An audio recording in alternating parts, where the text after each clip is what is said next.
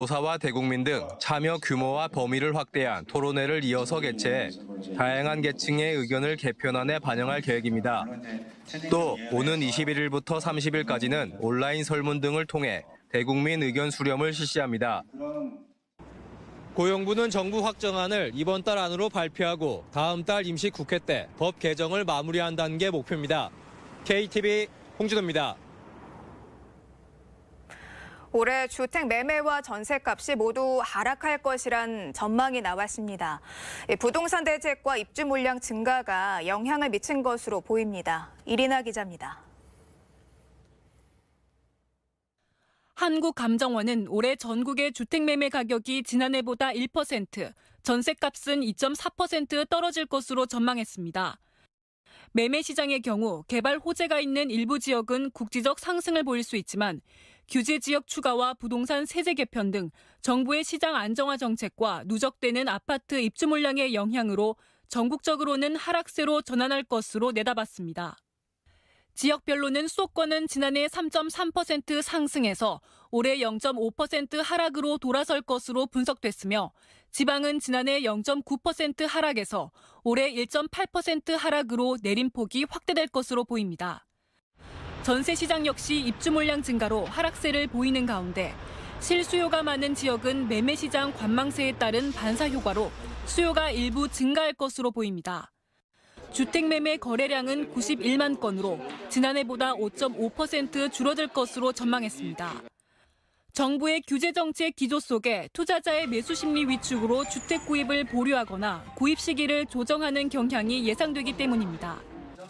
한편 정부는 서울과 수도권 일대의 집값 안정화를 위해 주택담보대출 규제와 다주택자 대상의 보유세 인상 정책에 이어 서울의 실수요자들을 위한 신도시 개발을 이어간다는 계획입니다.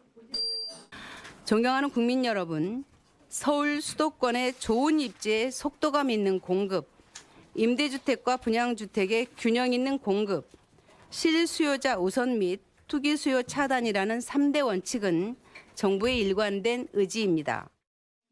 KTV 이리나입니다. 지역에서 돌봄 서비스를 지원하는 한국형 커뮤니티 케어, 이 사업이 닻을 올렸습니다. 6월부터 장애인과 어르신의 자립을 돕는 서비스가 시범 실시됩니다. 이혜진 기자입니다. 올해 29, 중증 발달장애를 가진 성민 씨. 시설에서 나와 이곳 자립체험주택에서 생활한 지도 2년이 지났습니다. 어려웠던 설거지도 혼자 밥해 먹기도 이제는 척척 해냅니다. 주기적으로 방문하는 복지 코디네이터와 활동보조 선생님의 도움으로 홀로 서기를 준비하고 있습니다. 그러니까 정부에서도 이제 이분들이 자립을 해서 잘 행복하게 살 수 있도록 이제 어떤 서비스나 뭐 이렇게 옆에서 같이 동행하는 서비스를 좀 만들어 주셨으면 좋겠고요. 그리고 이분들이 지금 충분히 되게 행복하게 살고 있으니까 좀 이런 정책을 더 널리 퍼졌으면 좋겠습니다. 정부는 이렇게 사회적 약자들이 지역사회에서 자립할 수 있도록 돕는 커뮤니티 케어 선도 사업을 오는 6월부터 2년간 전국 8개 지자체에서 시행하겠다고 밝혔습니다. 돌봄 대상은 장애인과 정신질환자, 어르신, 노숙자입니다. 서비스 제공 인프라와 인력을 확보하는 데에 상당한 준비 기간이 필요하기 때문에 선도 사업을 통해 다른 시군구에서 참고할 수 있는 최적의 모델을 찾아가는 과정이 꼭 필요합니다. 우선 장애인에게는 돌봄 인력이 정기 방문하는 케어 안심주택이나 두세 명이 함께 생활할 수 있는 자립체험주택이 제공됩니다. 여기 자립체험주택에서는 최대 7년까지 살 수 있는데요. 7년이 지나면 초기 정착금 약 1,200만 원이 지원됩니다.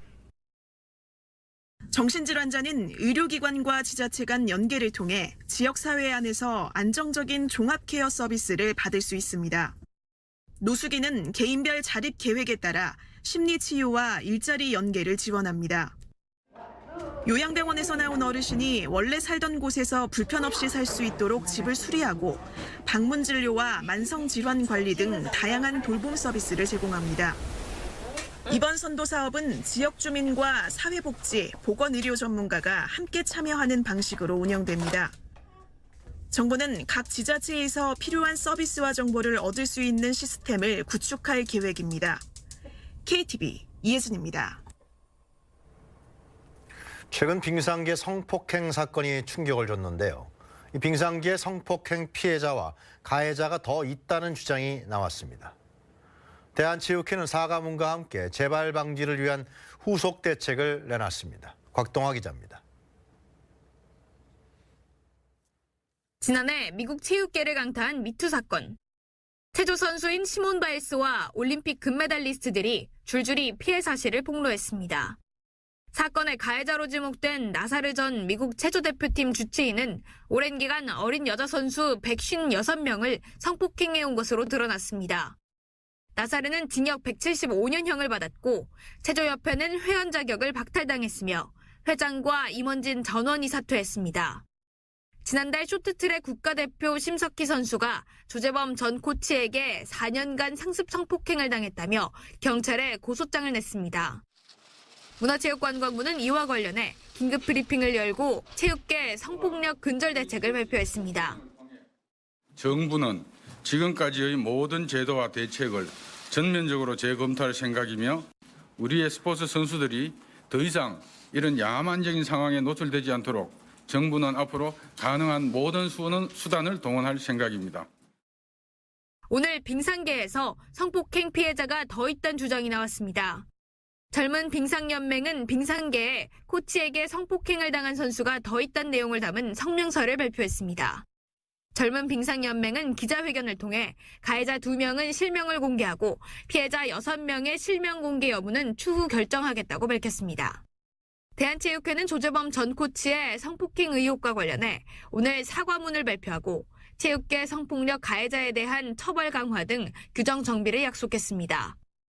현재 체육회는 강간, 유사강간과 이에 준하는 성폭력 가해자가 체육 관련 단체에 종사하지 못하도록 원스트라이크 아웃 제도를 적용하고 있습니다. 앞으로는 이 영구제명 조치 대상이 되는 성폭력의 범위에 중대한 성추행을 포함하기로 했습니다. 또 성폭력 관련 징계자는 국내외 체육 관련 단체에서 종사하지 못하게 하는 규정도 생깁니다. 오는 3월까지 또 다른 성비위가 없는지 선수촌 전 종목에 걸쳐 전수조사를 추진할 예정입니다. 대한체육회는 피해자가 피해 사실을 밝혀도 선수 생활에 불이익이 없도록 최대한 보호장치를 마련하겠다고 강조했습니다. KTV 곽동화입니다. 떡 좋아하는 분들 많으시죠? 특히 식사 대용으로 인기가 좋은데요. 떡을 먹다가 기도가 막히는 사고가 늘고 있어 주의가 필요합니다. 박천영 기자입니다. 푹 끓인 떡국에 고명까지 얹으면 보기에도 먹기에도 좋은 한 끼가 완성됩니다. 무병장수의 의미와 풍년을 기원하는 뜻까지 더해져 민족의 명절 설이면 빼놓지 않고 먹는 음식입니다. 맛과 영양을 모두 갖춘 떡은 현대인들의 아침 식사 대용이나 간식으로 인기가 높습니다. 그런데 떡을 먹을 때 각별한 주의가 필요합니다. 최근 3년간 떡 같은 이물질로 기도가 막혀 119를 부르는 경우가 보시는 것처럼 꾸준하게 늘고 있습니다. 일본에서는 올해 새해에만 찹쌀떡을 먹다 11명이 응급실을 찾았고 1명이 숨지기도 했는데요. 이럴 때 해야 하는 응급처치는 하임리히법입니다. 하임리히법은 1세 미만 영아와 성인의 방법이 조금 다른데요. 우선 하임리히법 시행 전 주변의 도움을 요청해 119에 신고해야 합니다. 환자가 호흡과 의식이 있는 상태라면 기침을 유도합니다. 스스로 이물질을 뱉을 수 없는 상황이라면 환자의 등 뒤에서 주먹 쥔 손을 배에 닿도록 놓고 다른 한 손으로 주먹을 감싸준 뒤 강하게 힘을 주면서 배를 안쪽으로 아래에서 위로 압박을 가합니다. 생후 12개월 미만의 영아라면 왼손으로 아이의 턱을 오른손으로 뒤통수를 감싼 뒤 천천히 안아 올려 아이를 엎드려 놓고 손바닥 밑부분으로 양쪽 날개뼈 가운데를 세차게 5회 두드립니다. 이후 바로 눕힌 뒤 가슴 압박은 손가락 2개로 5회 실시합니다. 이물질을 토해내거나 119 구급대가 도착할 때까지 이 같은 하임리히법은 계속 시행하는 것이 좋습니다. 평소에 익혀둔다면 위급 상황에 대처할 수 있다고 소방청은 당부했습니다. 눈이 내리고 서리가 앉으면서 산 곳곳은 겨울왕국을 연상케 합니다. 눈 덮인 산의 모습을 보기 위해 혹하는 날씨에도 산행 떠나는 분들 많으시죠. 겨울 산행은 추운 날씨뿐만 아니라 등산로가 결빙돼 매우 위험한 만큼 각별한 주의가 필요한데요. 산행 전 날씨와 등반 소요 시간 등을 국립공원 산행정보 앱에서 미리 확인하시고 겨울 복장과 아이젠을 잘 갖추고 떠나시기 바랍니다. 비상식량과 상비약, 여분의 휴대전화 배터리도 챙기면 도움이 되고요.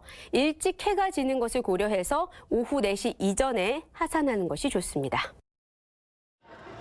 전통시장의 수요 진작을 목적으로 지난 2009년 처음 발행된 온누리 상품권. 1인당 월 구매 한도는 최대 30만 원으로 현금으로 구매하면 5% 할인 혜택이 주어집니다. 여기에 40% 높은 소득공제율까지 다양한 장점이 있습니다. 오는 21일부터 열흘 동안은 할인율이 2배, 10%까지 늘어납니다. 구매 한도는 1인당 50만 원까지 20만 원 상향되고요. 새마을금고 등 14개 은행에서 신분증을 지참해 현금으로 구매하면 이 같은 혜택을 받을 수 있습니다. 지금까지 알아두면 유용한 정책 전해드렸습니다.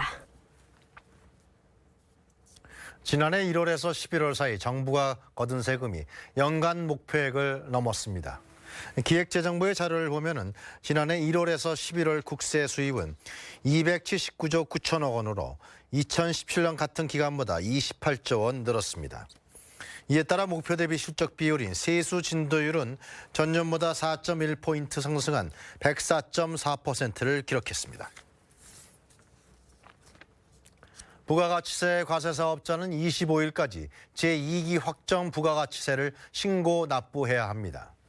이번 신고 대상자는 703만 명으로 지난해보다 21만 명 증가했습니다. 사업자는 홈택스 미리 채움 서비스를 이용해 세무서 방문 없이 편리하게 신고할 수 있습니다. 뉴스의 빈틈을 채워드리는 시간 뉴스링크 시작합니다.